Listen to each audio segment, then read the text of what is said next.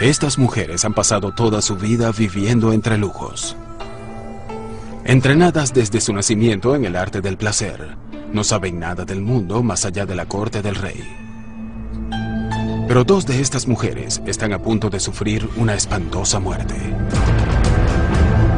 El nombre del ejecutor es uno que muchos pueden haber escuchado: Sun Tzu. Guerrero, filósofo y creador del arte de la guerra. Este antiguo texto contiene las claves para la victoria en la guerra y en la vida. Ahora, las tácticas y estrategias del arte de la guerra son reveladas en detalles gráficos para ayudar a resolver un misterio militar. ¿Fueron los resultados de las grandes batallas de Estados Unidos predichos hace 200 años?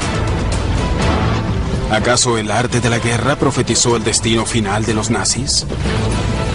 ¿Predijo cómo el norte ganaría la guerra civil? ¿Y predijo por qué Estados Unidos sería derrotado en Vietnam? Entendamos el arte de la guerra y prevaleceremos. Ignorémoslo y lucharemos en la oscuridad.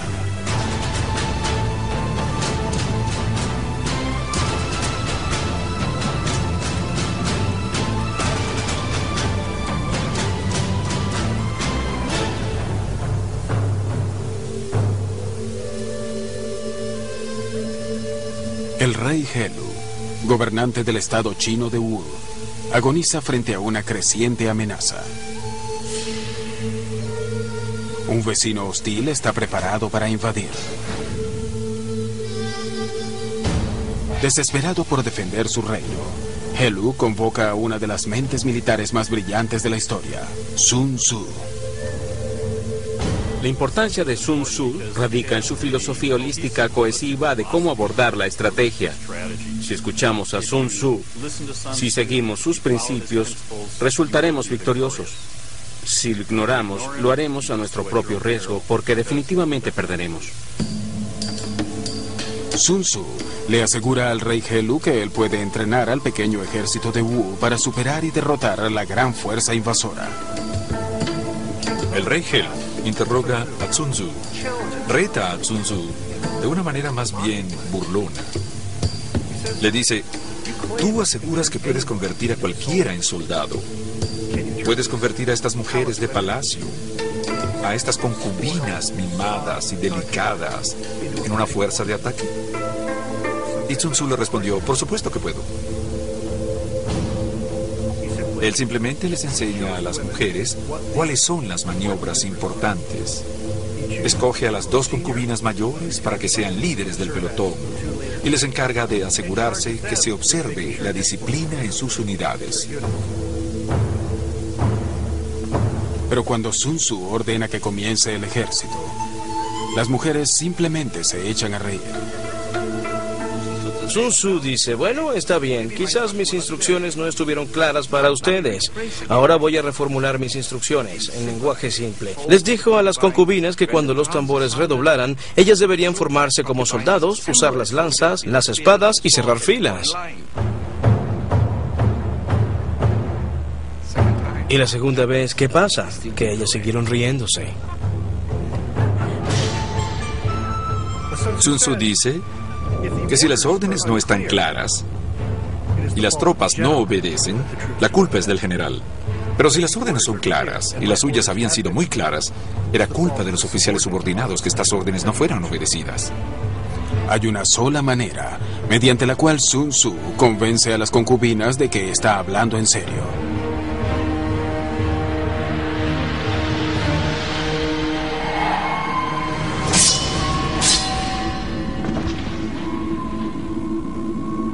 Para Sun Tzu, la guerra es un asunto de vida o muerte. Este es el principio clave de sus enseñanzas. Una vez comprendido, todos, desde el líder hasta el soldado raso, estarán motivados a ganar. Sun Tzu nombra a 2 nuevos oficiales. Ahora, las mujeres siguen sus órdenes sin dudar. Y la gran moraleja de este incidente, y de lo que el rey Helu se da cuenta, es que incluso un estado como Wu, que es relativamente débil en términos numéricos comparado a su más grande vecino Chu, puede ostentar una fuerza militar disciplinada y efectiva si se toman a pecho las enseñanzas de Sun Tzu y las implementan en sus fuerzas armadas.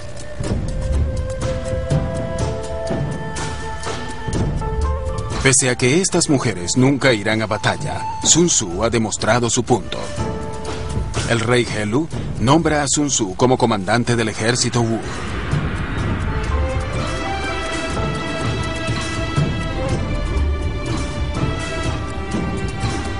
Sun Tzu ahora debe honrar su promesa de entrenar una fuerza de 30.000 hombres para luchar contra un ejército 10 veces mayor. Las estrategias y las tácticas que él usa vienen de los inicios de su obra maestra, El arte de la guerra. Sun Tzu escribe El arte de la guerra alrededor del 500 a.C. El libro está escrito verticalmente en listones de bambú, cada uno de la longitud de un palillo chino. Cada listón contiene de 15 a 25 caracteres chinos. Estos listones luego fueron laboriosamente cosidos entre sí. Dentro de los 13 capítulos del arte de la guerra, yacen los secretos del éxito. Si entiendes el arte de la guerra y sus principios, puedes predecir el resultado de las guerras o batallas. El arte de la guerra está lleno de muchos conceptos importantes, pero hay 3 principios claves que destacan y unifican la filosofía de Sun Tzu. Sun Tzu dice: conoce a tu enemigo y conócete a ti mismo, y en 100 batallas nunca estarás en peligro. En el arte de la guerra, el entendimiento de tu oponente es crucial para la victoria. Sun Tzu dice: ganar 100 batallas no es lo máximo de tus destrezas. Someter al enemigo sin luchar lo es. Las batallas cuestan vidas y dinero. Sun Tzu aprecia al general que pueda superar a su oponente con la inteligencia más que con la fuerza. Sun Tzu dice: evita lo que es fuerte, ataca lo que es débil. A lo largo de la historia, los ejércitos pelean cuerpo a cuerpo en el campo de batalla para demostrar su fuerza y su valor. Pero a Sun Tzu no le importa la gloria. Él solo desea ganar. A pesar de que cada principio es importante, hay que pensar en ellos como en cuerdas de una soga muy fuerte. Individualmente pueden ser fuertes, pero cuando los pones juntos y los usas de manera holística, son inquebrantables. Por más de 1000 años, los secretos de Sun Tzu se mantuvieron ocultos y disponibles solo para emperadores y estudiosos autorizados. Salieron a la luz en el siglo VIII de nuestra era en Japón, y desde entonces sus conceptos se han extendido por todo el mundo. Más recientemente, el arte de la guerra ha dado origen a cientos de libros que aplican sus enseñanzas a los deportes, política y negocios. Hoy, es parte del currículo esencial en muchos colegios militares, incluyendo West Point. Pero como veremos, los consejos de Sun Tzu no siempre son atendidos, lo que frecuentemente lleva al desastre.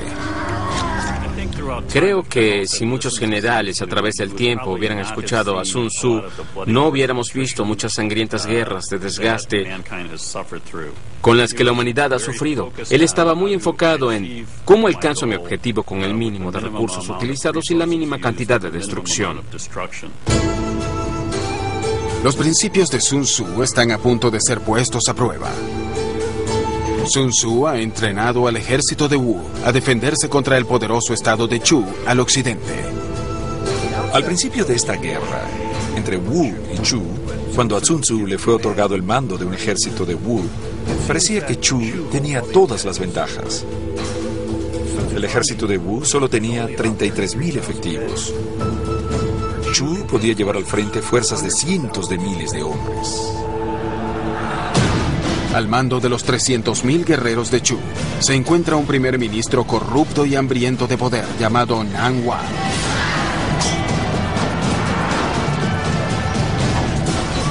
Nan Wang había dejado una estela de destrucción a través de la campiña china. Superado numéricamente por casi 10-1, Sun Tzu podía preparar sus defensas y esperar el ataque de Chu. Pero siendo Sun Tzu, hace lo inesperado. invade Chu.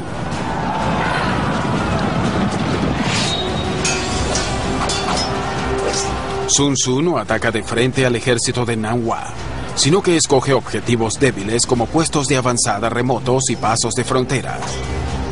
Hubiera sido poco inteligente por parte de Sun Tzu intentar buscar una contienda divisoria en una etapa tan temprana de la guerra, atacando directamente al ejército de Chu. Simplemente no contaba con gente suficiente para hacerlo. Sun Tzu ataca con impresionante velocidad y brutal eficiencia. Nanhua de inmediato lanza una contraofensiva, pero cuando llegan sus refuerzos, ya los soldados de Sun Tzu se han ido y están atacando la siguiente locación. Al tener al ejército de Chu moviendo constantemente sus fuerzas de un lado a otro en la frontera, Sun Tzu frustra a los líderes y se hace una mejor idea de la manera como le gusta pelear al ejército de Chu.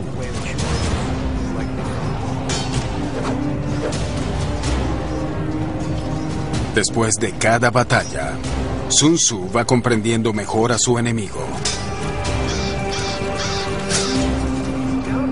Él desestima el valor del ataque directo y enfatiza el énfasis en la maniobra, la sorpresa y el engaño. Todas las tácticas de guerra deberían basarse en el intelecto. De hecho, las grandes batallas de la historia han sido ganadas por la mente y no por la fuerza bruta. Pero eso no disuadió a Nanhua de intentarlo. Finalmente, él utiliza 100.000 soldados para intentar sofocar los ataques de la guerrilla. Eso me recuerda a la diferencia entre el ajedrez y el juego chino de Go. El ajedrez se basa mucho en el desgaste. Comienzas con muchas piezas en tu tablero que son eliminadas en el transcurso del juego y al final solo quedan unas pocas piezas en pie. El objetivo del ajedrez es forzar al oponente a rendirse eliminando sus piezas. Cada pieza tiene su propio rango y puede moverse solo de una manera específica. El objetivo del ajedrez es matar al rey. En contraste a eso, el juego chino de Go comienza con un tablero vacío y usas la menor cantidad de piezas posible para ganar tanto territorio como puedas. Y en ese sentido es una estrategia muy eficiente de utilización de recursos. El objetivo del Go no es la destrucción de la fuerza del oponente, sino la conquista de su espacio. El objetivo del Go es capturar la mayor cantidad de territorio con el menor número de piezas. Utilizando una estrategia parecida al Go, Sun Tzu decide dónde y cuándo luchar. Evita la parte más fuerte del ejército de Nanhua y ataca donde es más débil. Las tácticas de guerrilla de Sun Tzu contra las fuerzas de Chu resuenan a través de la historia. Pero es durante una infame guerra, más de 2000 años después, donde resonará con más fuerza y donde el principal secreto de Sun Tzu se vuelve más evidente.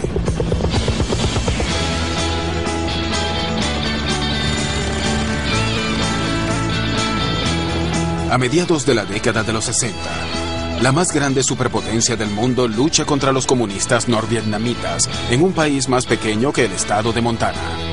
El general William Westmoreland, un inflexible oficial de combate de la Segunda Guerra Mundial, ve el campo de batalla como un tablero de ajedrez, en la que los ejércitos dan la pelea de frente. Pero a diferencia del ajedrez, Vietnam no tenía un objetivo claro para que Westmoreland atacara. Es un caso clásico de un general librando su última batalla, en el sentido de que las lecciones que él había aprendido solo aplicaban parcialmente en Vietnam. Aquí no había objetivos fijos que tomar o unidades fijas que destruir. Y nadie entiende esto mejor que el general norvietnamita Vo Nguyen Giap, quien ve Vietnam como lo vería Sun Tzu, como un tablero de Go. En vez de enfrentarse directamente a la abrumadora fuerza estadounidense, él usa fuerzas insurgentes, el Viet Cong, para ejecutar ataques y huidas sorpresa por todo el país. Vemos algo muy similar a la invasión de Sun Tzu a Chu en las tácticas y operaciones norvietnamitas en la guerra de Vietnam. Giap ha aprendido el principio de Sun Tzu, que es más importante superar a tu enemigo mentalmente que con la fuerza. Y su táctica y estrategia, el no uso excesivo de las armas de fuego, será lo que cause que Estados Unidos al final pierda la guerra de Vietnam. una derrota que Sun Tzu predijo miles de años antes. ¿Cómo fue Sun Tzu capaz de esto, así como de predecir el resultado de la invasión de Normandía? Y el desgarrador día final de la batalla de Gettysburg, todo está a punto de ser revelado. Sun Tzu dice, en la guerra, los números no confieren ventaja.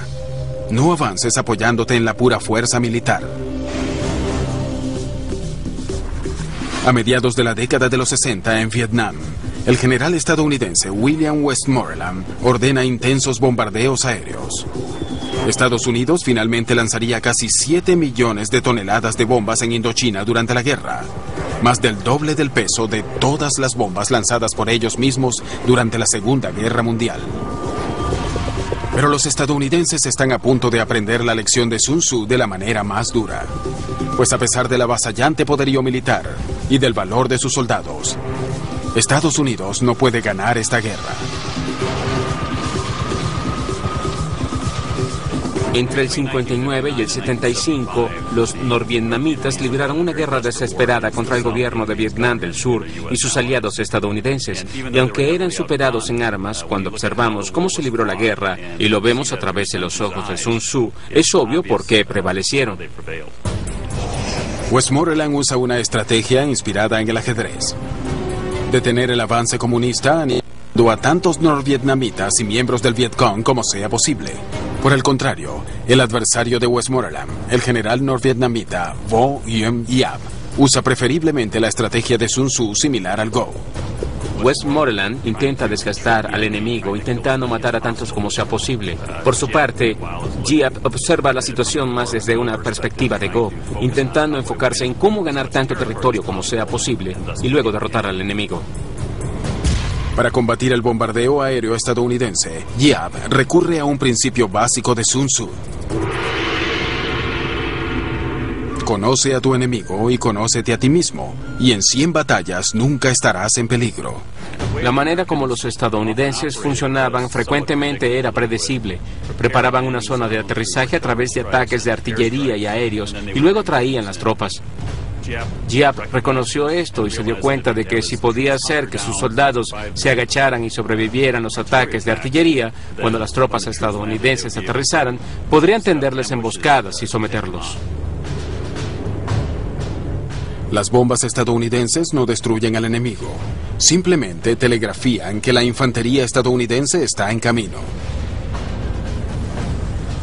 Giap también les ordena a sus soldados mantenerse lo más cerca posible de los soldados estadounidenses. El Vietcong no tiene táctica aérea. Y también entienden que una vez que sus posiciones sean identificadas en cualquier batalla, los van a acribillar desde el aire. ¿Cómo compensan eso? Bueno, el general Giap decidió agarrar al enemigo por la cintura. Dicho de otro modo, cierras filas con el enemigo, entremezclas tus fuerzas con las suyas para que ellos no puedan ejecutar un ataque aéreo sin hacer daño a sus propias tropas. Libre de las bombas, Giap lanza contra las tropas terrestres estadounidenses un ataque de guerrilla inspirado en Sun Tzu.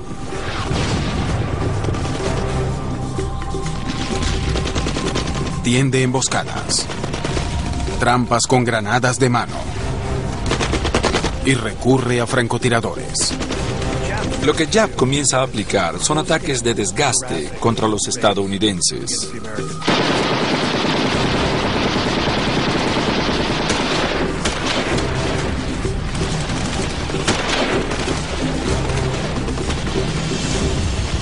Y a Sun Tzu le agrada esta idea, porque al forzar al enemigo a maniobrar y a responder, él revela sus fortalezas y debilidades. Y mientras más conoces sus fortalezas y debilidades, puedes evitar las primeras y explotar las últimas.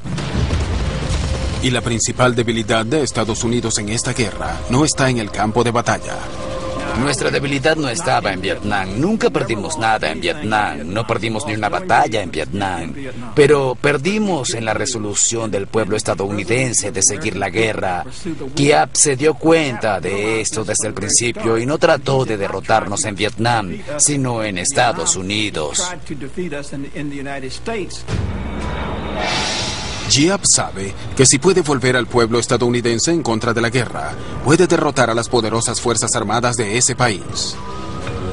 A principios de la guerra, casi 80% de los estadounidenses apoyaban las acciones militares en Vietnam. Entre 1965 y 1967, el presidente Johnson aumenta dramáticamente las fuerzas militares de 190,000 a casi 500,000. Pero más soldados significa más bajas. Entre el 59 y el 65, Estados Unidos había sufrido 2,000 bajas en batalla, pero luego, en 1966, pasaron a 6,000 y más tarde, en el 67, a 11,000. Esto sucedió porque Westmoreland estaba actuando bajo una estrategia basada en el desgaste. Él quería dar la batalla a los norvietnamitas e intentar matar a todos los soldados que pudiera. Y por supuesto, esto llevó a mayores bajas entre los estadounidenses. Ignorando el aumento en las bajas y la potencial reacción violenta a nivel político, Westmoreland persiste en su estrategia similar al ajedrez. Uno no gana una guerra ganando batallas. Ese es un concepto muy arcaico. Roma lo aprendió. Lucharon 40 años en España, 30 años en Inglaterra y no pudieron controlar la insurgencia. Guerras, batallas y operaciones militares no son más que medios para un fin. Medios para la consecución de objetivos estratégicos. Por cierto, esos objetivos casi siempre son políticos. Lo que sucede con los hombres de la Fuerza Armada es que, como decimos, bailamos al ritmo que nos toque. Los militares tienen un truco y es la guerra. Y lo que sucede con nosotros es que, esencialmente, la guerra y las batallas se vuelven el fin en sí mismas, sin considerar si conducen o no al máximo objetivo estratégico, que es quebrantar la voluntad del enemigo. Pero sin importar lo sangriento que pudiera tornarse el campo de batalla, la voluntad de los vietnamitas nunca se quebrantó. Es famosa la afirmación de Giap de que estaba dispuesto a perder 10 hombres por un estadounidense. Muchos soldados norvietnamitas usaban un tatuaje que decía, nacido en el norte para morir en el sur. Y esta era la diferencia que Giap sabía que le permitiría derrotar a los estadounidenses que ahora tenían más de 500,000 de soldados en Vietnam, muchos de los cuales no querían estar allí. Los reclutas querían salir de ese país. Todos llegaban con la fecha de regreso fijada en algún lugar de sus cabezas. Se decían, en esta fecha es cuando quiero estar de vuelta. Así que es muy difícil entrenarlos para que hagan lo que se supone que deben hacer las fuerzas de operaciones especiales para sofocar una insurgencia. Así que juntas todo eso, y es un fallo de pensamiento estratégico, un fallo en apreciar el contexto cultural en el cual sucedieron las cosas, e inevitablemente un fallo en desarrollar tácticas que son efectivas. Para combatir la guerrilla insurgente de Giap, Westmoreland emprendió misiones de búsqueda y destrucción a través de Vietnam del Sur. Él cree que está desarraigando con éxito a los insurgentes de Giap, pero un informe del Pentágono publicado después de la guerra muestra lo equivocado que estaba. Se percataron de que en más del 80% de los casos en los que los soldados estadounidenses luchaban contra los soldados del Vietcong, era en realidad el enemigo el que escogía la hora y el lugar de la emboscada. En algún momento dado, no buscaban o destruían nada. Si el enemigo no quería luchar, dejaba que los estadounidenses dieran tumbos entre la maleza, pero cuando ellos querían luchar, escogían el momento y el lugar. Las tácticas de guerrilla de Giap estaban funcionando, pero su estrategia inspirada en Sun Tzu es repentinamente anulada por sus oficiales superiores, quienes le ordenan planificar una ofensiva directa a escala total contra las fuerzas estadounidenses. Giap sabe que es suicida, y en vez de eso, modifica el plan. Volviendo a los principios de Sun Tzu, él decide coordinar un ataque simultáneo múltiple en cientos de locaciones distintas de Vietnam del Sur. La fecha para el ataque, 31 de enero de 1968, el año nuevo lunar vietnamita llamado Tet. Giap tiene menos de 9 meses para planificar esta ofensiva, una estrategia inspirada en Sun Tzu que resultará ser un punto crucial en la guerra.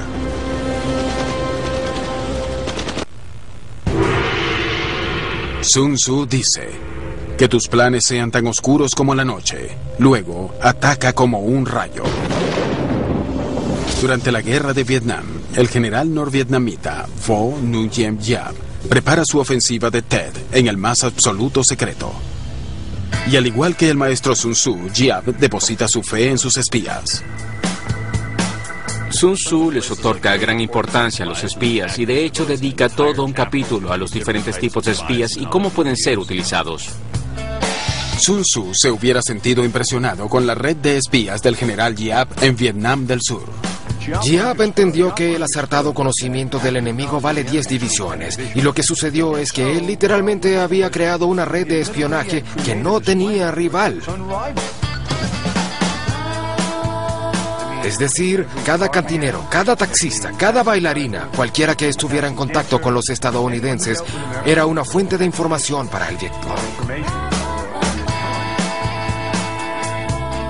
El hombre que manejaba la línea de taxis fuera del cuartel general estadounidense en Saigón supuestamente era el jefe de inteligencia del Vietcong.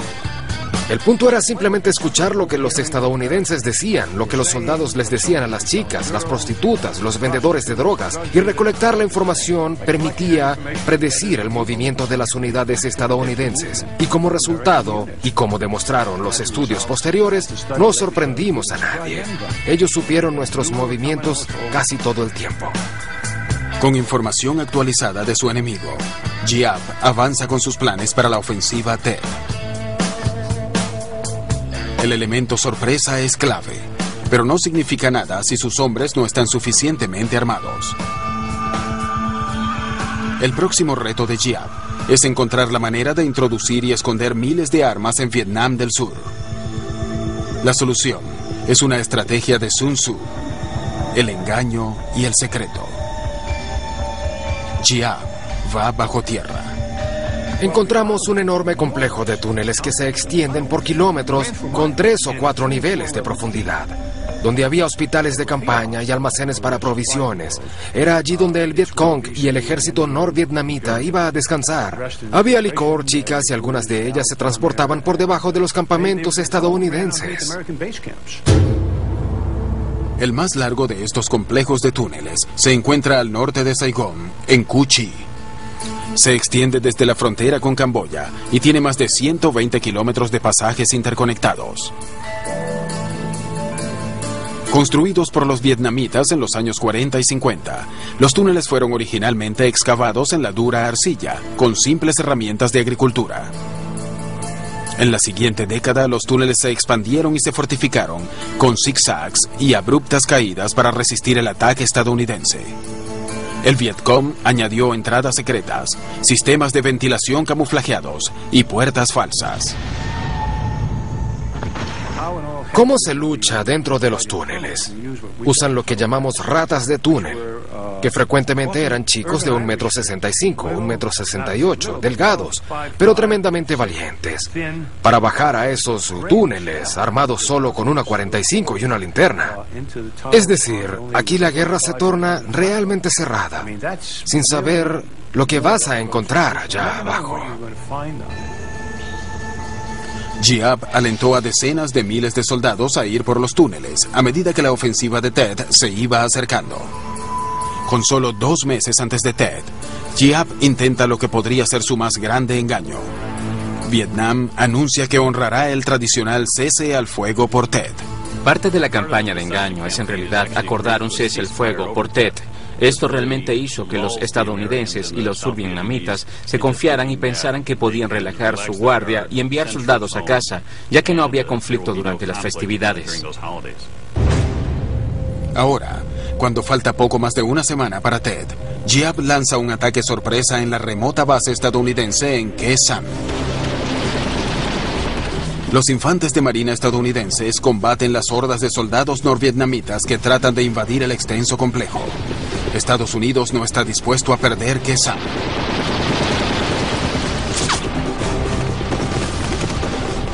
En realidad, Lyndon Johnson tiene un modelo a escala del campo de batalla para poder monitorear diariamente. Incluso da el paso de hacer que el Estado Mayor Conjunto firme un documento que dice: los estadounidenses no perderán Khe Sanh. Pero Khe Sanh no es el verdadero objetivo de Giap.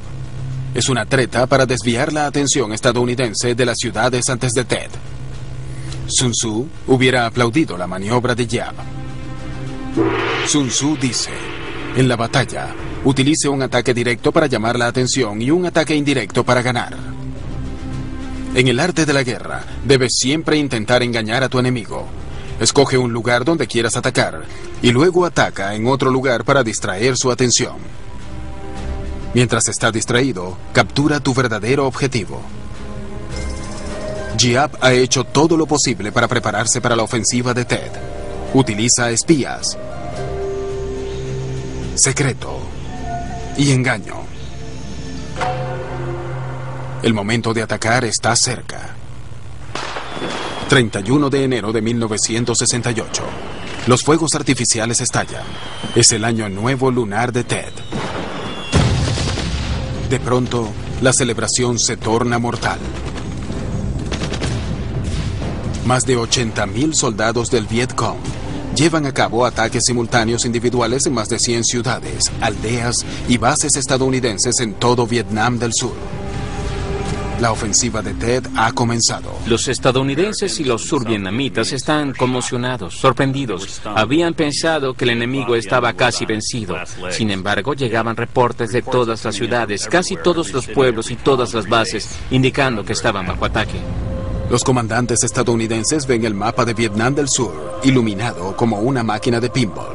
No podíamos creer que hubieran movilizado tantos soldados tan cerca de las ciudades y habían sido muy pacientes. Les había tomado meses posicionar las armas y los soldados allí y ocultarlos. Una impresionante operación logística.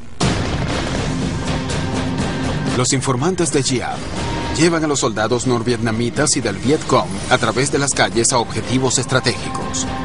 Un grupo captura la estación nacional de radio, mientras que otro abre un agujero en la pared de la embajada estadounidense y se abre camino por las instalaciones. Pareciera que la ofensiva de Ted pudiera tener éxito, pero el norte ha ignorado un principio de Sun Tzu que es muy importante, y eso tendrá consecuencias. Sun Tzu dice, hay 5 factores fundamentales para tener éxito en una guerra: el clima, el terreno, el liderazgo, la doctrina militar y, lo más importante, la influencia moral. Influencia moral significa que un líder debe tener la voluntad de su pueblo de su lado. De otro modo, al final, la guerra será un fracaso. Esta es una clave importante respecto a cómo hace 2000 años Sun Tzu predijo la derrota estadounidense en Vietnam.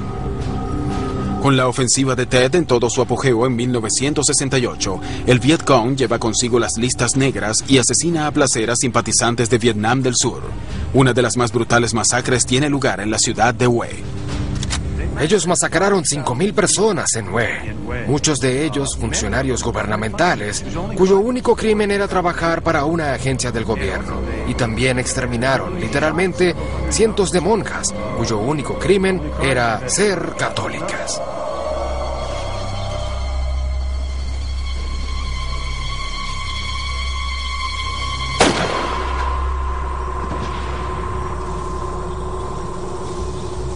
Le salió el tiro por la culata con esa brutalidad.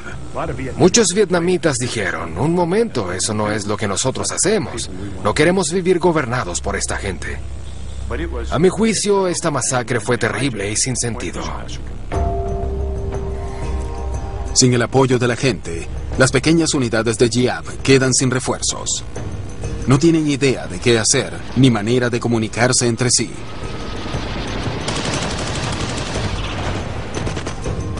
Luego, las fuerzas estadounidenses entran y devastan a los fragmentados soldados norvietnamitas.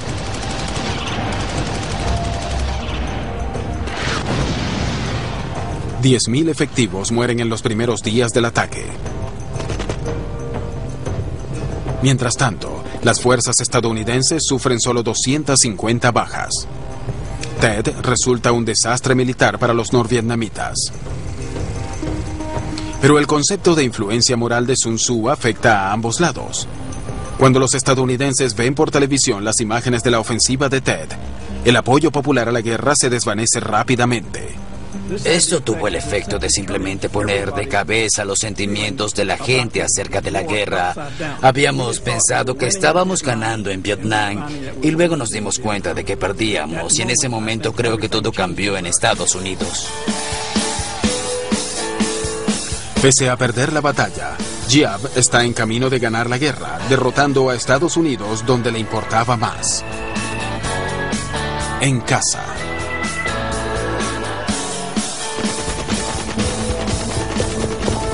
Después de Tet, Giap regresa a sus tácticas de guerrilla. En 1975, sin el apoyo militar estadounidense, Saigón finalmente cae en manos del ejército vietnamita. Al final de la guerra, el coronel estadounidense Harry Summers se reúne con los líderes norvietnamitas para negociar la retirada estadounidense. Harry Summers, en una reunión con el coronel Thuo, su contraparte norvietnamita en Hanoi, se molestó con lo que estaba sucediendo y le dijo al coronel vietnamita: la verdad es que ustedes nunca nos vencieron en el campo de batalla. El coronel vietnamita lo miró y le dijo: bueno, es cierto, pero también es irrelevante. Era el contexto político lo que era más importante, más que el militar, como siempre ha sucedido en la historia. Otra ocasión para recordar que la guerra es un medio para conseguir un fin, y el fin siempre será determinado por la política, no por victorias o derrotas militares. Esta es otra noción que el general Giap comprendió bien, al igual que el maestro Sun Tzu. Es alrededor del año 500 a.C. en China. La campaña de ataque y fuga de Sun Tzu contra el reino de Chu está funcionando. El adversario de Sun Tzu, el primer ministro de Chu, Nan Hua, se siente cada vez más frustrado y pierde algunos aliados políticos. Nan Hua y sus generales se sienten cada vez más frustrados con los ataques fronterizos de Sun Tzu. El acoso constante está socavando la moral de los soldados de Chu. El dinero se está agotando en las arcas de Chu. En algunos casos, los mejores guerreros de Chu son asesinados o capturados por Sun Tzu. Enfrentado a este dilema, Nan Hua se ve forzado a recurrir a aliados de Chu por soldados, dinero y material. En todas las provincias existe el temor de no saber dónde atacará Sun Tzu a continuación. Los líderes de la corte real comienzan a perder la fe en Nan Hua, y los aliados comienzan a pasarse al bando de Sun Tzu. Pero esta deslealtad no viene sin castigo. Nan Hua despliega su ejército para destruir a uno de estos traicioneros aliados del norte, llamado Sai.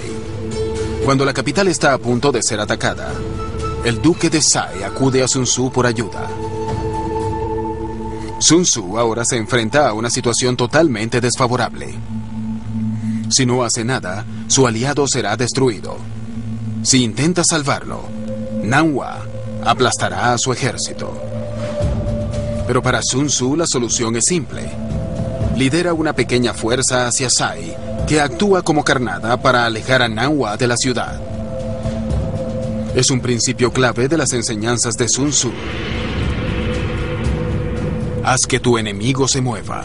Tiéntalo con algo que sepas que va a ir a buscar. La idea es, de algún modo, alcanzar el control o dominación de los movimientos del enemigo mediante tus propias maniobras. Nan Hua inmediatamente detiene su asedio a Sai y moviliza su ejército para interceptar a Sun Tzu. Sun Tzu salva a su aliado sin empuñar una espada. ¿Pero podrá salvarse a sí mismo? Pese a que Sun Tzu ha logrado alejar a Nan Hua de su asedio a Tsai, parece que la maniobra lo ha hecho caer en una trampa. Se ve rodeado por las fuerzas de Nan Hua. Sun Tzu ha llevado a sus hombres a donde no hay posibilidad de retirada. Los ha conducido al matadero.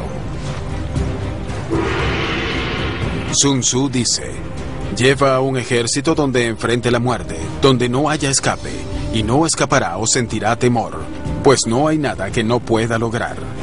Sun Tzu estudió todos los aspectos de la guerra, incluyendo la psicología de los hombres que se enfrentan a una muerte inminente.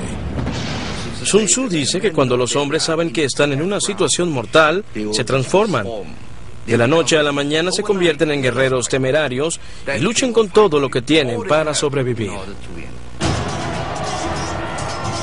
En esta situación mortal es precisamente donde Sun Tzu quiere a sus soldados. Y es en una situación mortal en la que un gran ejército se encuentra, con el destino del mundo pendiendo de un hilo.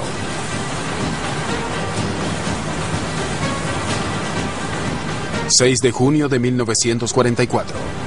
En la Segunda Guerra Mundial, las tropas aliadas invaden Europa. Desembarcan en las peligrosas playas de Normandía, Francia.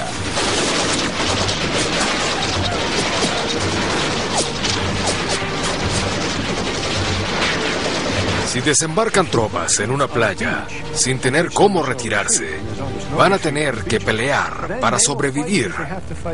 Esto se puede ver en el desembarco a Normandía.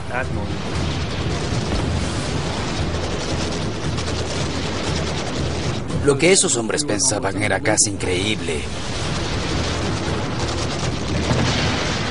Porque cuando ves esas playas y ves lo que esos hombres tuvieron que enfrentar, da absolutamente mucho que pensar. Y te hace muy orgulloso de ser estadounidense, al menos en lo que a mí respecta.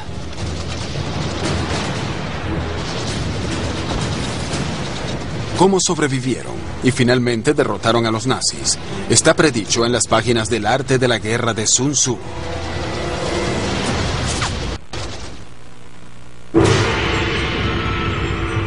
Sun Tzu dice, toda guerra es engaño. Si puedes engañar a tu enemigo antes de la batalla, es más probable que ganes. Imagínate que yo tengo 10.000 soldados, tú tienes 1.000.000. ¿Qué puedo hacer para superarte? Tengo que engañarte para que dividas tus fuerzas en grupos más diversos. El comandante supremo de los aliados, Dwight D. Eisenhower, se toma este principio a pecho y se prepara a invadir Europa durante la Segunda Guerra Mundial. Su estrategia de invasión en Normandía es una de las más atrevidas en la historia y es presagiada en las páginas del arte de la guerra de Sun Tzu. Para 1944, la Alemania nazi sabe que los aliados se están acercando, pero no sabe dónde ni cuándo. Está claro que en algún momento, para poder ganar la Segunda Guerra Mundial, los aliados tendrían que invadir el continente, y la concentración de Inglaterra es el único lugar donde podrían desplegarse. Eso significa que tendrían que desembarcar en algún lugar de la costa francesa. La única pregunta es, ¿dónde? Las únicas 3 locaciones posibles donde los aliados podían desembarcar eran el Paso de Calais, la península de Cherburgo o las playas de Normandía. La razón por la que esto era cierto es que los aliados estaban seguros de que solo podrían desembarcar en una isla que estuviera protegida desde el aire por los cazas que volaran desde el sur de Inglaterra. El alcance de estos cazas era de 640 kilómetros. En consecuencia, cualquier lugar de desembarco tenía que estar a 320 kilómetros. Pero incluso con soporte aéreo, los aliados saben que una invasión a Europa por una playa es casi imposible. Para tener éxito deben emplear una estrategia de Go más que una estrategia de ajedrez. Así que en vez de un ataque directo y frontal, los aliados siguen el principio del engaño de Sun Tzu y convencen a los alemanes de que el ataque no ocurrirá en Normandía. De un modo en que Normandía es comparable al Go es en el hecho de que está involucrado el engaño. Cuando juegas Go, das señales mediante tus movimientos de qué parte del territorio intentarás conquistar. Lo que los aliados pudieron hacer con el acertado uso del engaño y con la clara lógica militar fue convencer a los alemanes de que cuando desembarcaran lo harían por el Paso de Calais, cuando en realidad planificaban llegar por Normandía. Se le llamó Operación Fortaleza, y es una de las campañas de engaño más complejas jamás intentadas. Los aliados crearon un falso ejército que parecía listo para atacar en Calais. Usaron tanques, aviones y camiones inflables para engañar una fotografía de reconocimiento de los alemanes. Movían los tanques durante la noche y tenían hombres en patines marcando las huellas, para que de verdad hubiera huellas en la tierra, que pareciera que había un verdadero movimiento de tropas durante la noche. El ejército fantasma necesita ser visto y escuchado, así que el personal del ejército aliado transmite incontables horas de transmisiones falsas acerca de tropas y suministro de abastecimiento. Por una parte, uno pensaría que es un trabajo extraño porque simplemente están enviando transmisiones falsas. Pero por otra parte, es un trabajo muy importante porque si se relajaban o no lo hacían bien, estropearían todo el propósito del plan de engaño. Eisenhower le muestra a los alemanes su ejército falso, pero mantiene su verdadera fuerza en absoluto secreto. Por semanas, la campaña de engaño resulta exitosa. Pero un mes antes del día D, el día de inicio de la invasión a Normandía, los aliados temen que su secreto ha sido descubierto. Oficiales de contrainteligencia británica descubren 5 nombres claves cruciales de la operación de Normandía en un crucigrama de un periódico: Overlord, Neptune, Utah, Omaha y Mulberry. Los agentes británicos rastrean al creador del crucigrama, un maestro de 54 años llamado Leonard Dow. Ellos lo interrogaron y él se indigna mucho y dice: ¿no me está permitido escoger las palabras que quiero para un rompecabezas? Lo presionaron, pero al final del día se dieron cuenta de que el hombre estaba diciendo la verdad y que las palabras habían sido un accidente. Con el miedo detrás de ellos, los aliados ahora debían convencer a los alemanes de la amenaza de invasión a Calais. Recurrieron a uno de los métodos favoritos de Sun Tzu, los espías. Sun Tzu dice: es esencial buscar a los agentes del enemigo que se han convertido en espías en tu contra y sobornarlos para que te sirvan. En el arte de la guerra, los agentes dobles son los espías más importantes. Los agentes dobles comienzan con espías que tu adversario ha enviado a espiarte a ti. Cuando los descubres, no los encarcelas o los ejecutas, sino que los contratas, les das lujosas recompensas y lo que comenzarán a hacer es seguir actuando como si te estuvieran espiando. Pero la información que hacen llegar a tu adversario es falsa.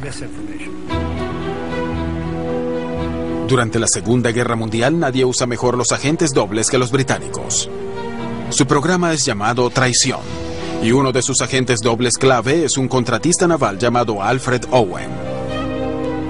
Cuando estalló la guerra, pensaron en él de inmediato y le ofrecieron un trato que se convirtiera en doble agente para nosotros o esencialmente iría a la prisión. Muchos de ellos eran ejecutados. Su nombre clave era Snow. Y cuando los alemanes intentaron infiltrar su primera oleada de espías en septiembre de 1940, los alemanes ubicaron a Snow y le dejaron saber que estos 4 agentes iban a llegar y por supuesto se encontraron con un comité británico de recepción. La operación Traición fue tan exitosa que la inteligencia británica pudo entregar o apresar casi a cualquier espía enviado por los alemanes durante la guerra. Estos agentes dobles con nombre clave como Garbo, Brutus y Tricycle daban una información falsa tan convincente que los alemanes creyeron que la invasión venía por Calais, pero la verdadera acción tuvo lugar en Normandía. Sun Tzu dice: la manera como un general sabio puede alcanzar la grandeza más allá del hombre común es a través del conocimiento previo. Sun Tzu enseña la importancia del engaño y el conocimiento previo para descubrir las intenciones del enemigo. Los aliados obtienen este conocimiento previo descifrando los códigos de los alemanes. Por años, los alemanes creyeron que su máquina encriptadora llamada Enigma es completamente indescifrable. Puede codificar un mensaje millones de veces. Pero con la ayuda de un matemático polaco, la inteligencia británica hace lo imposible. Pueden decodificar un mensaje alemán en horas. A su sistema de decodificación lo llaman Ultra. A través de Ultra, los aliados saben lo que los alemanes están pensando, cuáles son sus percepciones en el campo de batalla y cuál es su visión de lo que está sucediendo. De este modo pueden alimentar la información de los espías alemanes que refuerza estos falsos conceptos. Sun Tzu hubiera alabado a Ultra por su habilidad de leer la mente del enemigo. El arte de la guerra esencialmente se trata de usar la mente para luchar en una guerra. Esto quiere decir que las batallas son mentales, así que para ganar contra el enemigo debes saber leer su mente. Pero a veces, saber lo que tu enemigo está pensando crea dilema moral. Según un oficial de la inteligencia británica, el 4 de noviembre de 1940, los británicos decodifican un mensaje alemán sobre un inminente ataque a la ciudad inglesa de Coventry. Si Churchill intenta proteger Coventry, eso podría alertar a los alemanes de que sus mensajes están siendo descifrados. Debió haber sido una posición y una decisión muy difícil de tomar en este caso en particular, porque estaban buscando la victoria aliada a largo plazo, así que esencialmente sacrificó a los ciudadanos de Coventry que se perdieron esa noche. Coventry es devastado desde el aire. La destrucción es tan completa que los alemanes acuñan un nuevo verbo, en inglés Coventrate, que significa la destrucción total de un pueblo. La historia es polémica, porque no hay evidencia fehaciente de que Churchill haya estado advertido del ataque a Coventry. A medida que se acerca el día D, los aliados descubren a través de Ultra y de su red de espionaje que los nazis todavía creen que la invasión será a través de Calais. Aún así, atacar Normandía será difícil, porque los alemanes establecieron defensas en toda la costa. Sun Tzu habría alabado la preparación de los aliados para el desembarco y su maestría en el engaño, pero hubiera condenado seriamente lo que hicieron una vez que llegaron.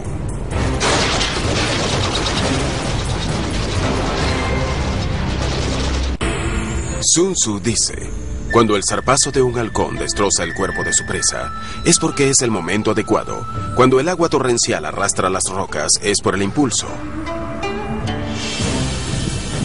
Sun Tzu cree que incluso el ataque mejor ejecutado puede ser arruinado si se pierde el impulso. La invasión a Normandía demuestra que Sun Tzu pudo haber predicho su resultado hace 2000 años. Después de meses de preparación y engaño, Eisenhower lanza su ataque en Francia, que estaba ocupada por los alemanes. 150.000 soldados terrestres, apiñados en cientos de pequeñas lanchas de desembarco, zarpan desde Inglaterra y cruzan el Canal de la Mancha. Desembarcarán en 5 playas diferentes en Francia, cuyos nombres claves serán Juno, Sword, Gold, Utah y Omaha. Cuando la lancha de desembarco se aproxima a las playas, 15.000 aeronaves y 7.000 barcos proporcionan un asalto aéreo coordinado sobre las playas. En algunos de los sitios de desembarco, los soldados aliados encuentran muy poca resistencia. Pero playas como Omaha son el infierno en la tierra.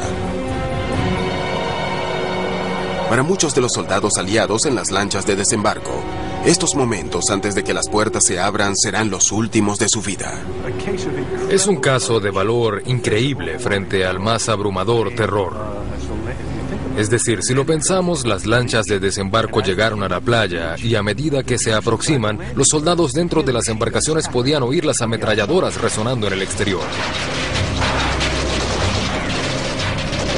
Las ametralladoras enemigas se habían cambiado a lo que llamaron línea de coordinación final. Acordaron apuntar suficientes ametralladoras frente a las embarcaciones para que durante el desembarco pudieran abarcar con 2 o 3 efectivos a la vez. Muchos hombres murieron de este modo.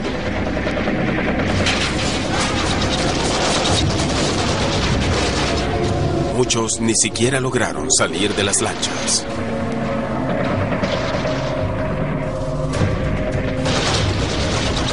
Para los soldados que tuvieron la suerte de sobrevivir al ataque inicial de ametralladora, la pesadilla apenas está comenzando.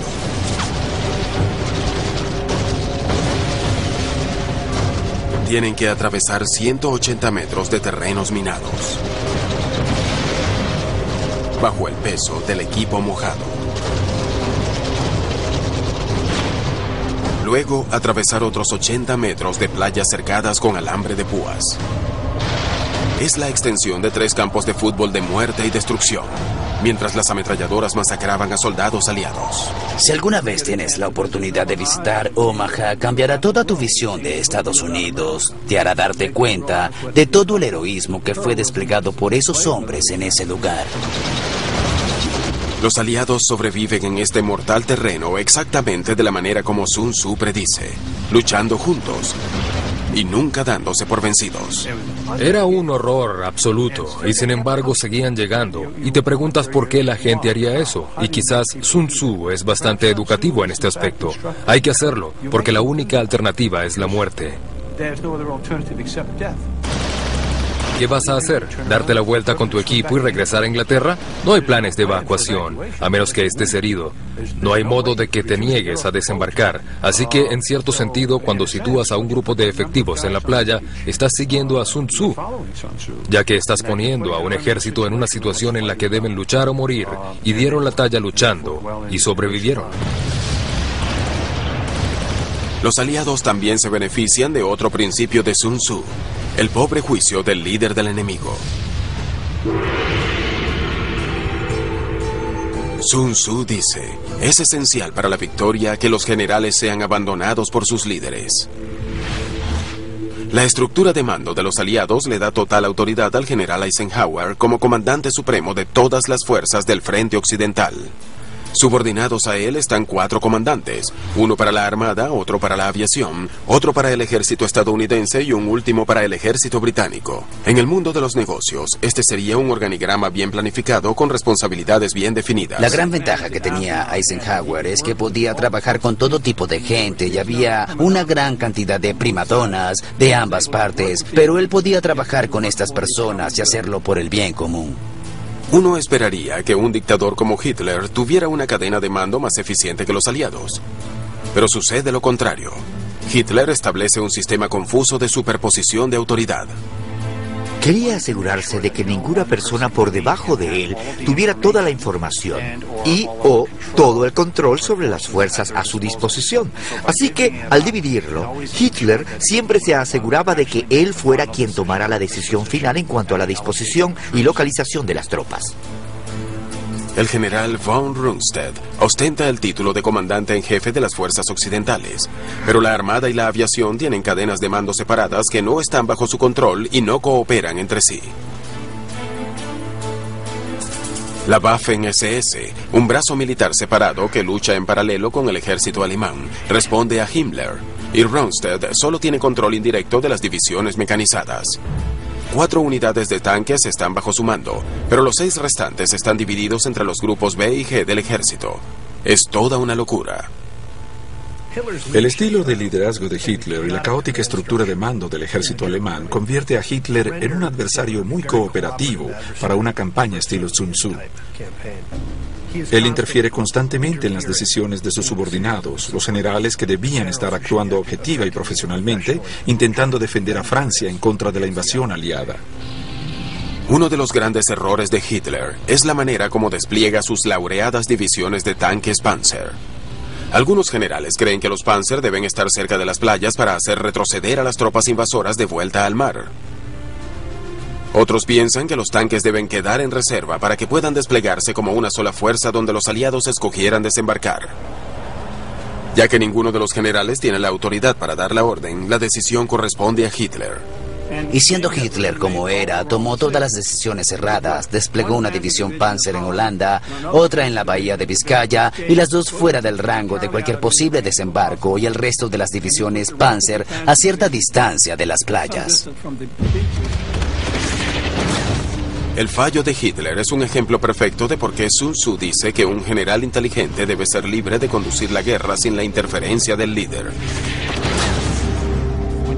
Cuando miramos la estrategia de la defensa alemana en Francia o Normandía, nos damos cuenta de que está muy dividida en cuanto a cómo debe organizarse la defensa, qué fuerzas están disponibles para defender las playas y qué fuerzas están disponibles para reforzar las playas o reforzar las fuerzas alemanas en el lugar de la invasión, porque ninguna persona tiene control de todas las fuerzas, como lo tiene Eisenhower en el bando aliado. Los aliados alcanzan lo imposible. A través de la valentía y la determinación, las tropas pueden tomar los 5 puntos de invasión en Normandía. Pese a la compleja planificación que significó la invasión a Normandía, fueron las pequeñas unidades tácticas y los compañeros luchando hombro a hombro lo que provocó el triunfo en las playas, y eso es consistente en la historia. Sun Tzu se habría maravillado con el carácter oportuno y la ejecución de la invasión. Pero pronto los aliados encuentran un nuevo e inesperado enemigo. Un laberinto de setos gigantes e impenetrables, conocido como el Bocage, en la campiña francesa. Parecía que habían obrado un milagro, y de hecho así había sido. Habían desembarcado un ejército en las playas de Normandía. Pero entonces se adentraron en los setos vivos de la campiña. Era algo que no se esperaban, pese a que una aeronave de reconocimiento había fotografiado los setos. Los planificadores aliados simplemente asumieron que eran setos en un jardín suburbano de 1,20 m, 1,50 m a lo sumo. Pero estos antiguos setos, con casi 2000 años de antigüedad, tienen de 6 a 9 metros de altura y son extremadamente densos. No pueden ser trepados, los tanques no pueden maniobrar a través de ellos con comodidad, y los explosivos delatarían la posición de las unidades. La campiña de los setos en Normandía amenaza con socavar el impulso que los aliados necesitan para desarrollarse. El ejército estadounidense es un ejército mecanizado y no puedes mover tanques y camiones muy rápido a través de setos que son tan tremendamente densos. El impulso de los aliados se detiene de golpe. Han pasado 40 días y ellos solo alcanzan los objetivos del día 5. Las bajas se elevan a más de 78,000. Toda la invasión está en peligro. Pero la solución para escapar a este enorme laberinto se encuentra en las páginas del arte de la guerra de Sun Tzu.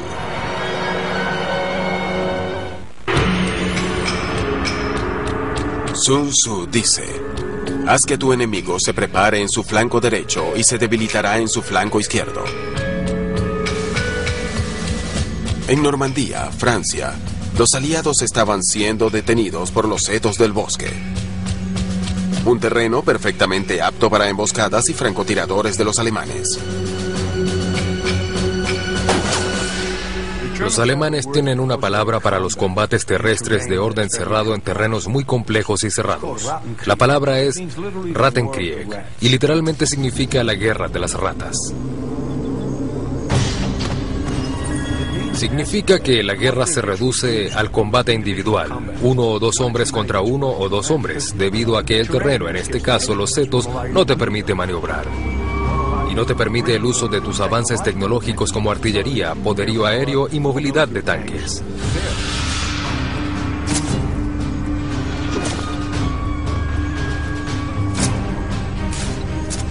La guerra en los setos fue una guerra terrible, fue cerrada y personal. Pero quizás lo más mortal en los setos son los Panzer alemanes merodeando en el laberinto.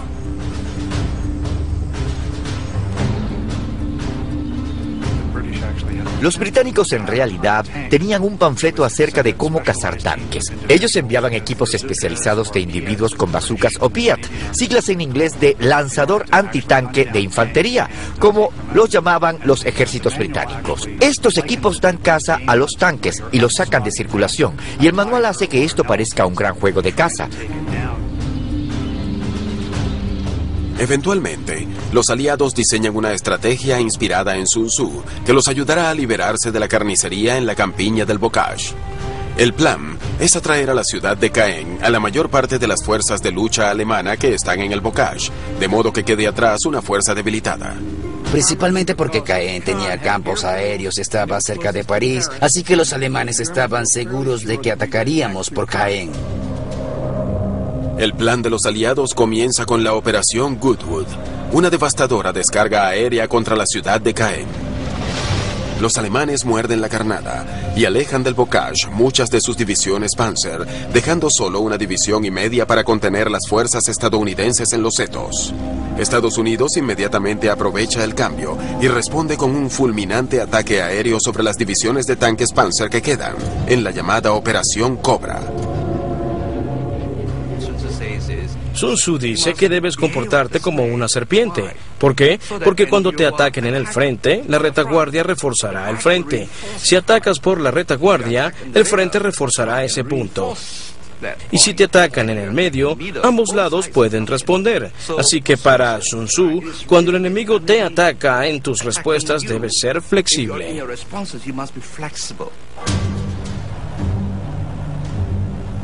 Con casi todos los tanques alemanes destruidos, las fuerzas estadounidenses pueden abrir una brecha en las líneas alemanas con artillería, tanques e infantería. Finalmente, después de varias semanas de frustración, los aliados salen del bocage. La desviación estratégica de Woodwood en Caen y el éxito de Cobra en el bocage cambian la ecuación estratégica. El retrasado impulso de los aliados regresa con una venganza. A lo largo de la invasión a Normandía, las invisibles manos de Sun Tzu guían a los aliados a la victoria a través de su uso del engaño, el conocimiento previo y una estructura de mando superior que motiva a todo el ejército a luchar como uno solo.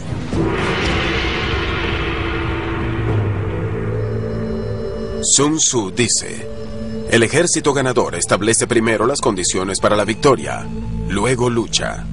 El ejército perdedor lucha primero, luego busca la victoria.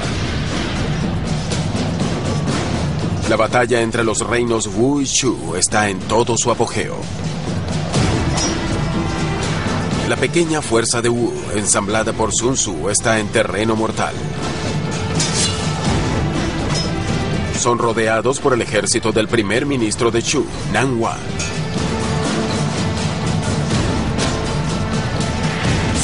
Pero Sun Tzu no está preocupado.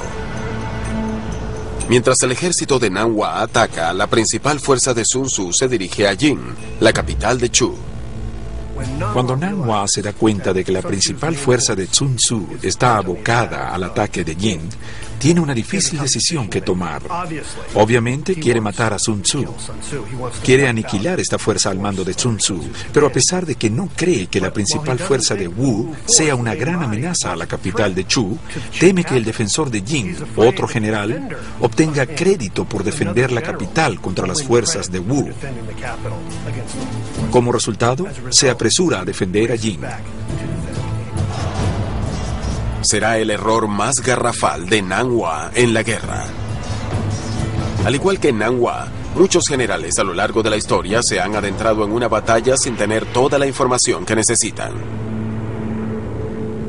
Miles de años más tarde, en las tierras de sembradío de Pensilvania, otro general se apresura a entrar en batalla sin saber lo que le espera.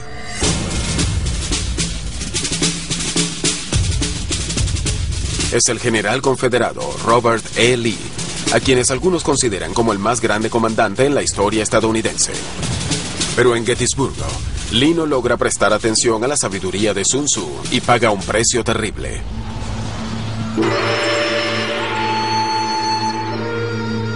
Sun Tzu dice: ninguna nación se ha beneficiado nunca de una guerra prolongada. La guerra civil estadounidense es un escenario de pesadilla para Sun Tzu. Un punto muerto y sangriento que acabará por mucho costando más de 620,000 vidas. La guerra más letal en la historia estadounidense.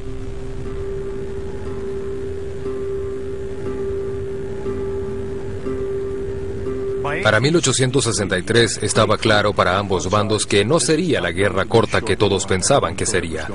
Cuando en la batalla de Manassas las damas y caballeros salieron de Washington en sus carruajes, listos para hacer un picnic y observar lo que pensaron que sería la primera y última batalla de la guerra. Ahora todos sabían que sería una guerra muy larga. La guerra afecta a todos los estadounidenses, a veces de manera inesperada. La guerra civil es testigo de la creación del primer hospital psiquiátrico estadounidense en St. Elizabeth, en Washington, D.C. Todavía hoy está en funcionamiento. La guerra entre el norte y el sur también afectó la manera como los estadounidenses recibían su correo. A un encargado de correos de Cleveland le angustiaba tanto la visión de las ansiosas esposas e hijos haciendo fila frente a la oficina postal, que sustituyó la entrega domiciliaria por primera vez. Sin embargo, la mayoría de las noticias recibidas en casa eran de muertes.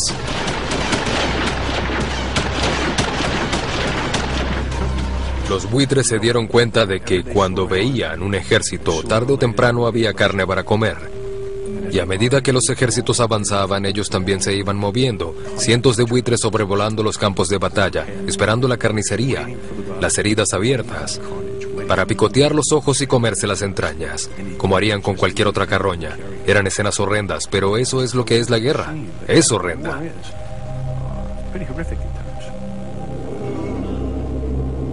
Los hospitales de campaña de la guerra civil son carnicerías humanas con brazos y piernas colocados en montones. 40.000 amputaciones son ejecutadas solo del lado de la Unión. Apenas 24.000 de ellas con anestesia.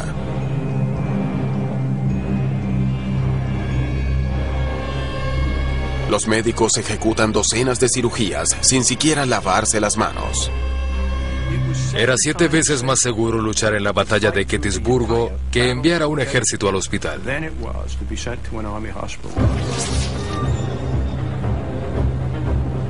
La tasa de mortalidad era de entre 30 y 40%.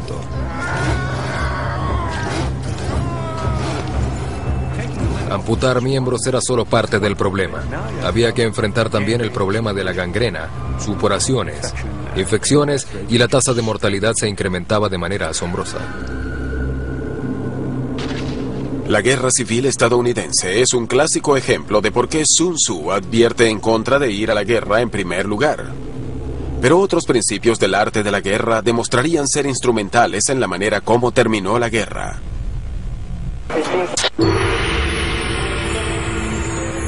Sun Tzu dice: aquellos diestros en el arte de la guerra atraen al enemigo al campo de batalla, no son atraídos por él. Pensilvania, 1863. La guerra civil es un punto muerto y sangriento. Para finales de junio de ese año, el general confederado Robert E. Lee, en un atrevido movimiento, moviliza su ejército de casi 60.000 hombres en el territorio de la Unión. Pese a que muchas de las batallas de la guerra civil estadounidense se han librado en el sur, Lee decide que el momento es apropiado para invadir el suelo de la Unión.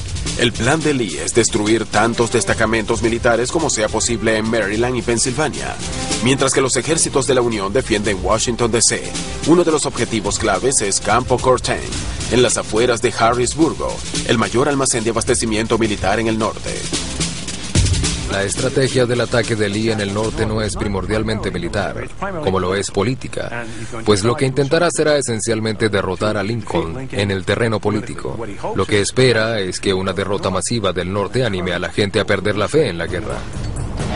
La atrevida acción militar de Lee para alcanzar una victoria política responde más a una estrategia de Go que a una estrategia de ajedrez, exactamente el tipo de plan que Sun Tzu hubiera admirado. Pero a medida que la fuerza principal de Lee se desplaza hacia el norte, una escaramuza surge en Gettysburgo entre dos unidades de caballería. El general confederado Heath tenía una división en Cashtown y quería movilizarse hasta Gettysburgo para conseguir zapatos en una fábrica de allí. Esa fue la única razón por la que fue. Y él, de esta manera, se desplazó sin ningún entendimiento de lo que lo aguardaba. Y en el proceso desató la guerra más grande jamás librada en el hemisferio occidental. A Lee le avisan de la escaramuza y le dicen que una gran fuerza de la Unión se encuentra en Gettysburgo.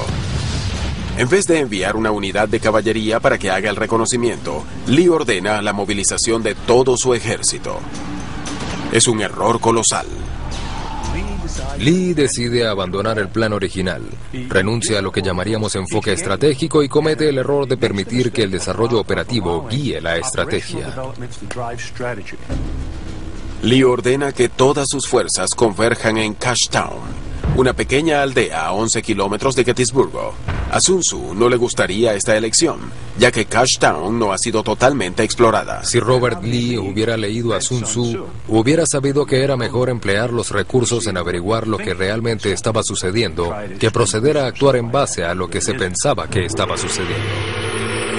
Sun Tzu dice: muévete solo cuando veas una ventaja y cuando haya algo que ganar. Solo lucha si una posición es crítica.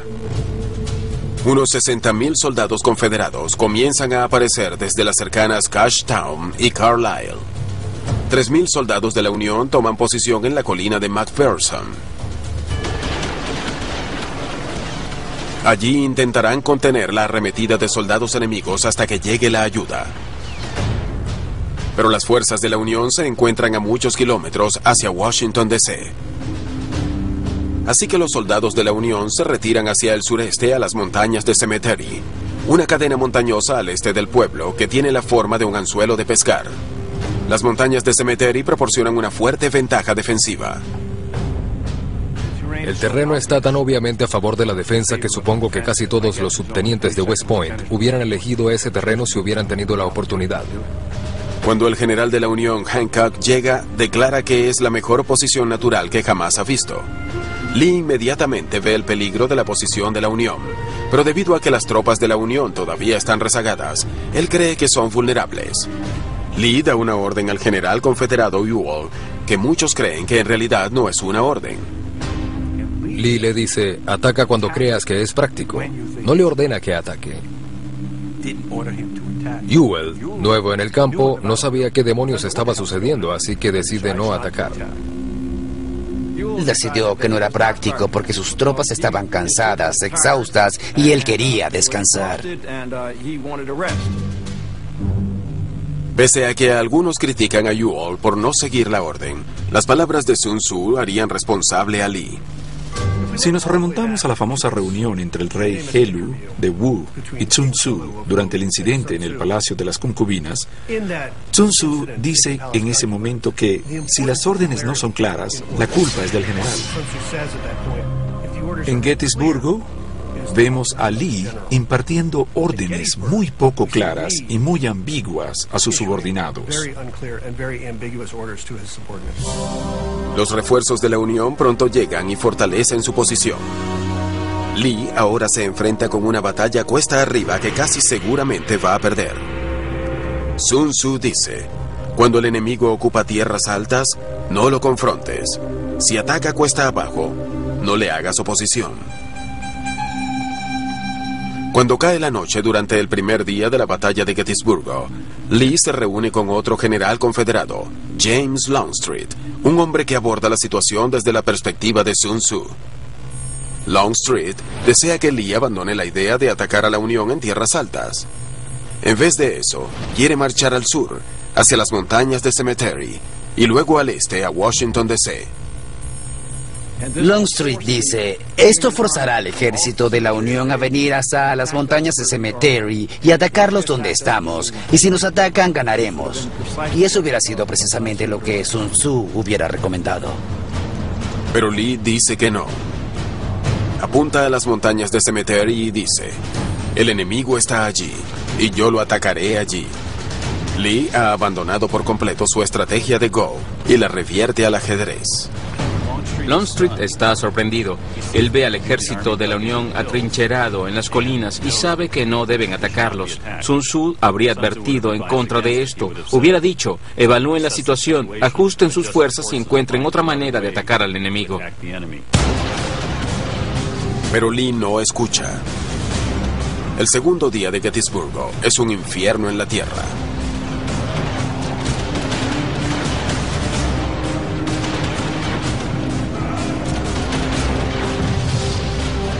Las bucólicas tierras de pastoreo se transforman en campos de muerte. Lugares como Plum Run, The Beech Orchard y Little Round Top son testigos de los más violentos combates cuerpo a cuerpo de la guerra. Lo que es terrible del combate cuerpo a cuerpo son los recuerdos. En muchas guerras puedes alar un gatillo y ver un cuerpo caer, pero la mayoría de las veces no es así. Esto es personal. Aquí se trata de bayonetas, cuchillos, culatas, disparos de pistola a la cabeza, en la cara, y es algo que ves. Eso te arranca un pedazo de ti, y es por eso que tienes bajas por causas psiquiátricas. Dios sabe cuántos miembros de ambos bandos recuerdan esas batallas por el resto de sus vidas, asqueados más allá de lo imaginable. En la cima del Little Round Top se encuentra el coronel de la Unión Joshua Chamberlain y el 20º Regimiento de Maine. Ellos han sobrevivido a 3 ataques de los confederados y ya casi no tienen municiones. Entonces viene el cuarto ataque y Chamberlain ordena usar bayonetas fijas. Todos disparan las últimas 2 rondas que les quedan. Chamberlain se pone de pie y aquí se produce un gran momento en la historia. Él empuña un sable y da la orden que resuena en la historia de la infantería. Síganme, bayonetas al frente, y allá van.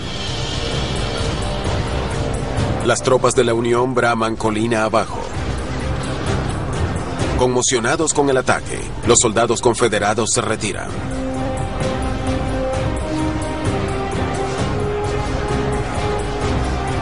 contra todo pronóstico, la Unión se aferra a Little Round Top. El principio de Sun Tzu de nunca atacar al enemigo en tierras altas se mantiene firme. Pero esto no parece disuadir a Lee, ya que él ignorará a Sun Tzu una vez más y ordenará a sus hombres volver a atacar la colina.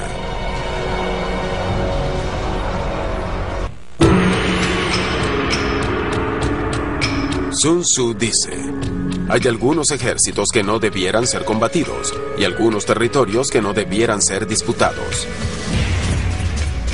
El sol sale al tercer día de la batalla de Gettysburgo. Pese a los miles de cadáveres esparcidos por los campos, el general confederado Robert E. Lee está a punto de ordenar a sus tropas que vuelvan a atacar las tierras altas. Una de las cosas que nunca querrás hacer en la guerra es desperdiciar recursos en causas perdidas. Sigue el consejo de Sun Tzu. Utiliza un ataque para promover una victoria. Nunca utilices un ataque para rescatar una derrota. Y Longstreet entiende esto. El general Longstreet una vez más sugiere a Lee que deben moverse alrededor de las montañas de Cemetery y amenazar Washington D.C. para alejar a la Unión de las tierras altas. Longstreet entiende que los confederados están en una posición terrible. Están en desventaja numérica. No tienen las tierras altas y han sufrido bajas terribles en los últimos 2 días de lucha. Y no hay una verdadera posibilidad de alejar al ejército de la Unión de las tierras altas. Pero Lee siente que sus hombres han sacrificado demasiado para retroceder. Lee da la orden de atacar. La ofensiva de la infantería es liderada por el general de división George Pickett. La historia es que el holandés Longstreet está sentado allí y Pickett dice: general, ¿debo ir? Y Longstreet simplemente bajó la cabeza y desvió la mirada. General, ¿debo ir? Longstreet de nuevo desvió la mirada. Pickett insistió: general, iniciaré el ataque. Longstreet volvió a desviar la mirada. Longstreet nunca dio la orden porque sabía que era suicida. En el abrasador calor de julio, 12,000 soldados confederados liderados por Pickett emprendieron la decidida marcha a través de un campo abierto de 1,5 kilómetros de longitud. Mientras avanzaban en filas cerradas, cientos de ellos son alcanzados por el fuego de artillería y rifle de la Unión. No había un lugar donde pudieran esconderse. Casi no había separación entre las fuerzas de la Unión y las fuerzas confederadas, y las fuerzas de la Unión simplemente podían mantenerse detrás de las posiciones reforzadas y atacar a los confederados. De este modo, los confederados no tenían manera de defenderse. Los hombres de Pickett demostraron su valor continuando el ascenso, y hubo una unidad completa de un batallón de Carolina del Sur que marchaba directo al fuego de la unidad de artillería de Rhode Island y fue destruida por el fuego de metralla. Toda la unidad murió instantáneamente.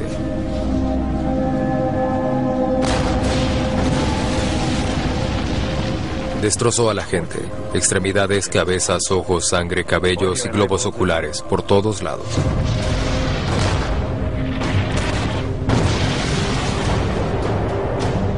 De los más de 12,000 soldados confederados que participaron en el ataque, solo 5,000 sobreviven. La batalla de Gettysburgo ha terminado.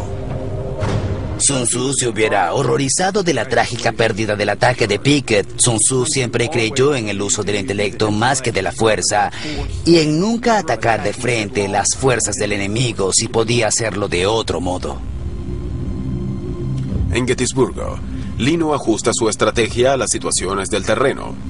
Se rehúsa a retirarse aun cuando la situación es claramente desesperada. Lee se quita el sombrero, desmonta y camina por el campo diciendo: es mi culpa, todo es mi culpa. Usted tiene razón, general. Todo es su culpa. Nadie en sus 5 sentidos hubiera ordenado eso. Usted debió haber escuchado a Sun Tzu. Al final, su fracaso en seguir la sabiduría de Sun Tzu es uno de los factores que le cuesta la guerra a los confederados. Sun Tzu dice: cuando las tropas huyen, se insubordinan, colapsan o son vencidas en batalla de forma aplastante, la culpa es del general. En el arte de la guerra, Sun Tzu imagina el papel del general supremo como un hombre que debe ser inteligente y astuto, nunca precipitado o arrogante. Exactamente lo opuesto al adversario de Sun Tzu en la guerra de Wu Yizhu, Nan Hua. Sun Tzu está totalmente en contra del comportamiento impulsivo, precipitado o que haga marchar el ejército más rápido de lo debido para hacerse con la victoria. En la mente de Sun Tzu, la victoria viene del pensamiento profundo, el cálculo detallado y una larga preparación. Pese a que Nan Hua tiene un ejército más grande y poderoso, Sun Tzu demuestra su maestría superando al enemigo en inteligencia.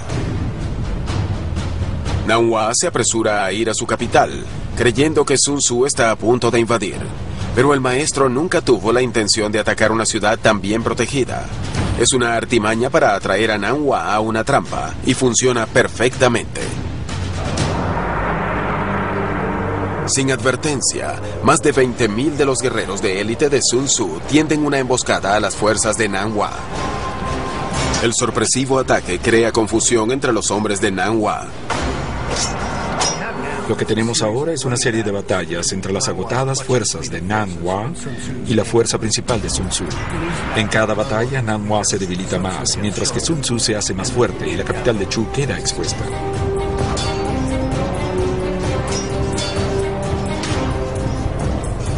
Sun Tzu se reúne con su fuerza principal y ataca el desorganizado ejército de Chu.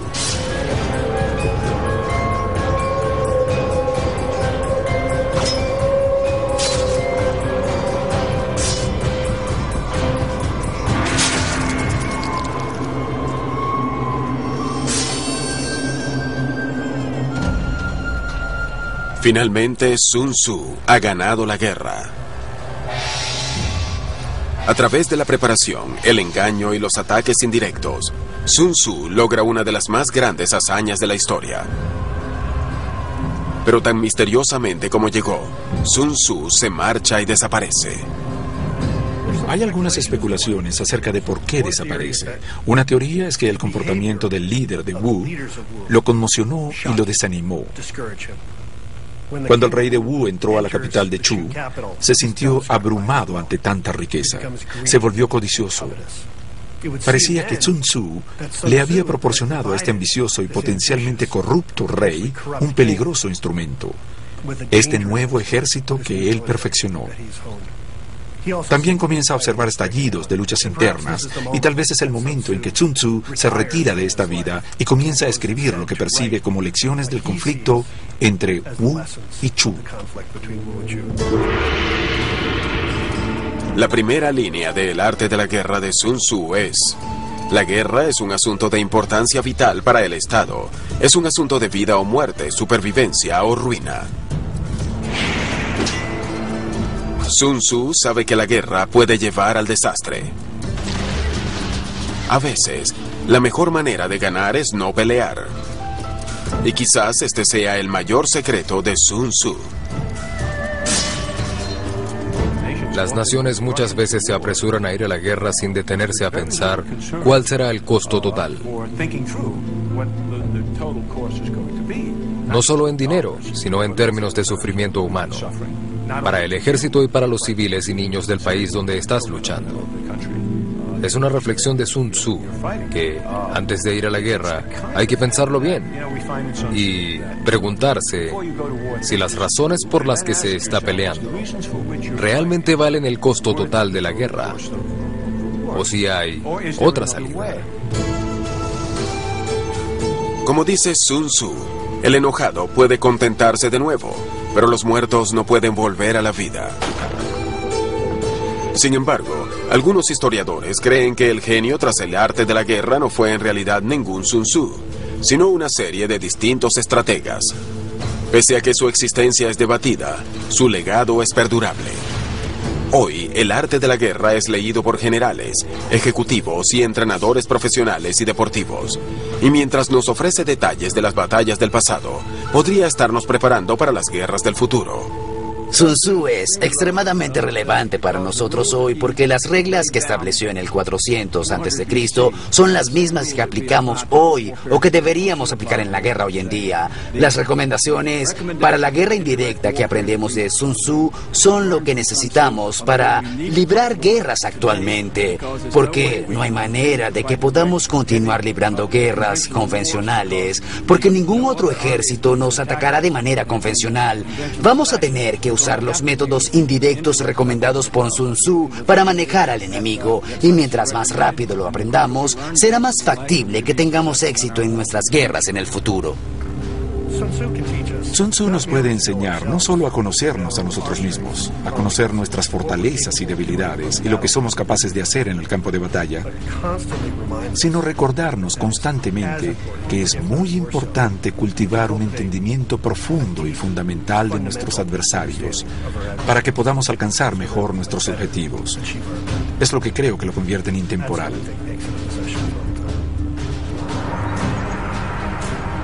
A lo largo de la historia, los principios de Sun Tzu han guiado los resultados de las guerras. Debemos adoptar su sabiduría o luchar en la oscuridad.